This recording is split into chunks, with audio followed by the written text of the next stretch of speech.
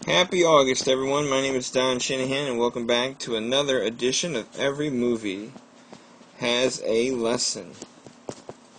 My movie review website, everymoviehasalesson.com, specializes in movie reviews written with a teacher's point of view in mind because, in my opinion, every movie can teach a lesson. Today, we have the latest from Marvel Studios, and it is a winner. For this special occasion of a big-time summer film, we decided on these movie classrooms to change the background a little bit, so we're going old-school green chalkboard. The movie review today is for Guardians of the Galaxy.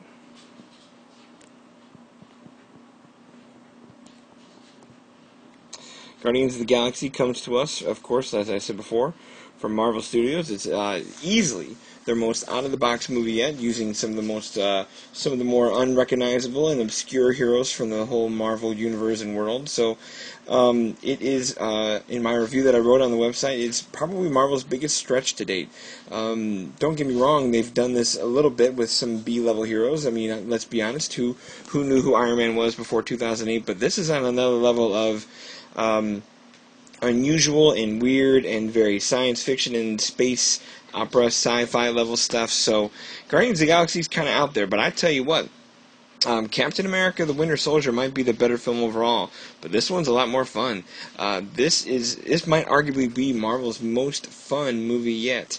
They make a lot of just dynamite action movies that have little moments of humor here and there, and don't get me wrong, Robert Downey Jr. is always great as Iron Man, but this movie is just flat out exciting and interesting and clever and smart, just all across the board. It really strives to kind of how do I say it best here?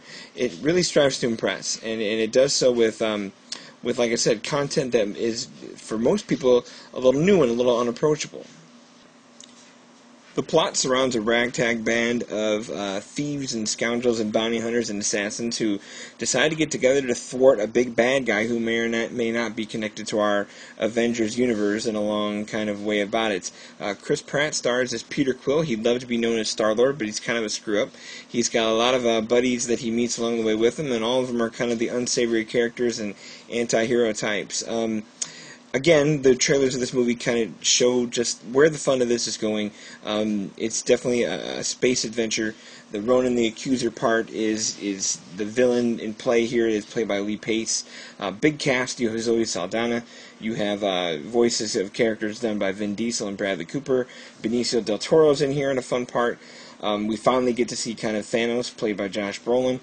So it's kind of a big deal of a movie, and it's meant to be a piece of the bridge that gets us to Avengers 3 next summer. In fact, it's the last Marvel film before then.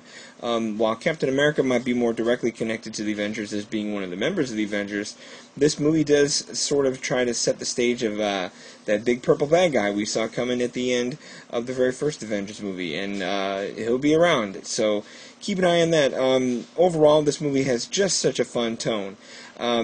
The retro soundtrack will get stuck in your head. The excitement is there. The humor is there. The colorful characters are all here. It's just a very, very good movie. The one glaring flaw I have to kind of advertise for this one is the villains. I think, as the old expression says, the heroes are only as good as its villains.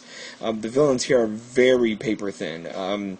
Not, we expect the comic book villain, bent on some kind of worldwide destruction, but the really good ones have compelling kind of either backstories or characteristics about them that make them at least a little more interesting, or at least equally as compelling as the heroes. Not the case here. We just kind of have a really tough-looking bad guy. Again, the actor Lee Pace really does deserve better. He's a better actor than just giving kind of a blanket sheet villain to, but that's the one flaw that I can't quite get over to give this movie a good, perfect score. This one still is going to get a nice, strong 4 out of 5. Like I said, if it just had a little bit better of an edge with villains, and maybe kind of toned down a little bit of its manic pace, although the manic pace that it has is very much by design to be the fun movie that it is, this movie would be getting a 5. It's just a lot of fun. Highly recommended. I said it earlier on social media, it's probably the most fun I've had in a movie this summer, and it might just be that. Let's hop over to the lessons. Alright, lesson number 1. And this kind of speaks to just the magic of Chris Pratt here. The idea is some people don't get metaphors and expressions. Alright, let me kind of stretch where that explanation is going. Chris Pratt's lead character is an Earth kid who is abducted by aliens when he was a young kid after his mother passed away. All his earthly possessions fit into his backpack at the time, including kind of the fun mixtape that turns into this movie's soundtrack.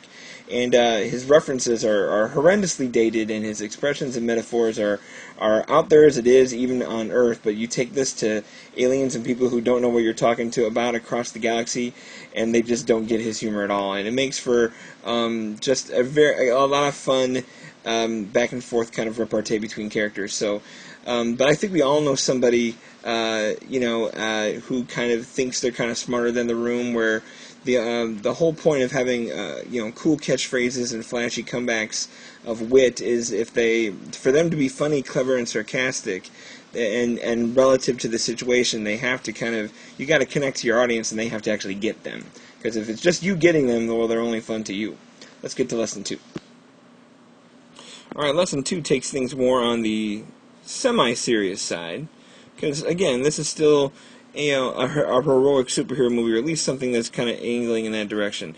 Like I said, these guys are definitely anti-heroes, but the idea is that they're becoming something a little bit more important. So what we have here is when the honorless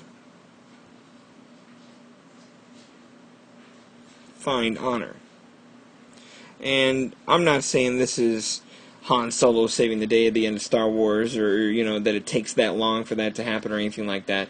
But we do have characters that are thieves and killers who decide to kind of see a bigger picture, see a bigger cause than just themselves, and find something to kind of put a good a heart to, I guess I should say. And the funny thing is, when we meet these characters and we see them operate, they talk tough and they mean tough and they try to be cool in that department, but deep down, they really actually want to do the right thing, and it's what makes them kind of is that foundation that will become the heroes that they're kind of not necessarily meant to be, but the ones that they're going to try to be. So the idea here is that when the honorless find honor, and it's spoken more than in words in the movie, but the idea that the thieves of this world don't do things very honorably, and neither do killers and assassins, but when they kind of decide to turn over that leaf, they find what they're lacking, and it's definitely something we see in process here in Guardians of the Galaxy.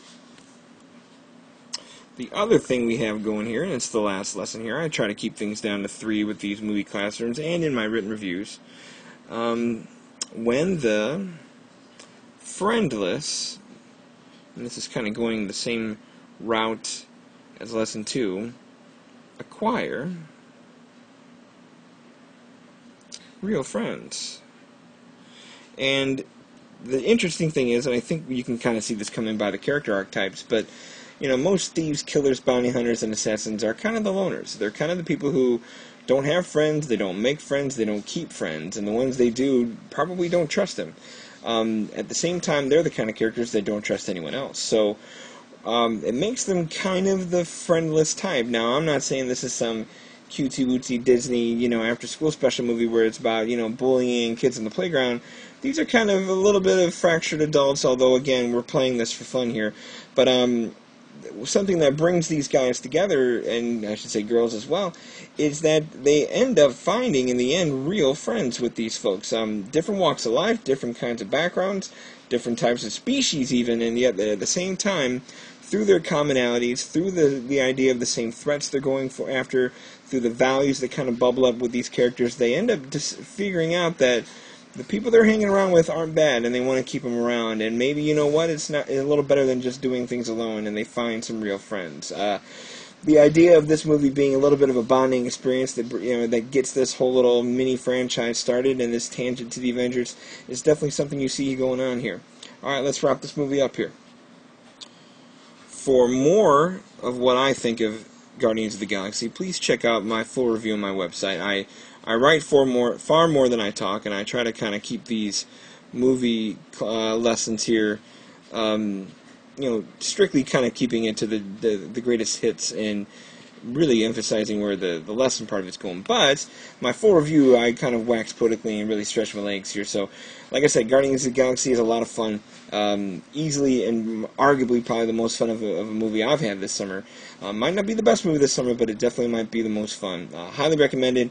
Perfectly fit for the big screen. It's the kind of thing that is worth your 8, 9, 10, 11, whatever dollars you end up spending for a movie ticket. I hear the 3D and the IMAX is good. I saw a regular 2D show, but see it in a format you like. In terms of being kid-friendly, it is, the action violence is there, and it gets it as PG-13 with language and a little bit of that, but I think you can bring kids about 8, 9, 10 and up and they'll be okay, especially if they've seen these kinds of superhero movies before. So, find this movie, enjoy it, check out my website to see my full take on this, and I hope you enjoy your weekend. Take care, everyone.